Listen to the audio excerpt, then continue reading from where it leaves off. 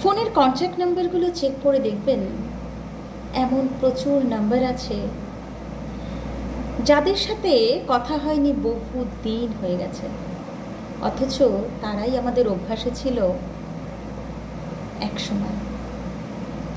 এমন অনেকে আছে যাদের কাছে ক্ষমা চাওয়া হয়নি আজও। গলির মোড়ে শেষবারের মতো ভালো থেকো বলার পর আর শোনা হয়নি তার হৃদস্পন্দনটুকু।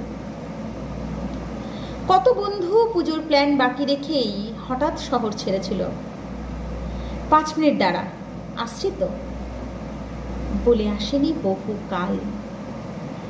তুই না গেলে আমিও যাব না বলা মেয়েটা একা একাই বেছে নিয়েছিল দূরত্ব। ছেলেটা কাজে মন দিয়েছিল সব ভুলে, বাকিটা সময় সামলে দিয়েছে ঠিক। আমাদের ফোনে এমন কিছু নম্বরও রয়ে গেছে যারা আজ হয়তো বেঁচে নেই। জংধরা গ্রিলের মতো শুধু পড়ে রয়েছে স্মৃতিটা। কখনো কখনো ডায়াল করলে চেনা গলাটা কি পাওয়া যাবে কি জানি।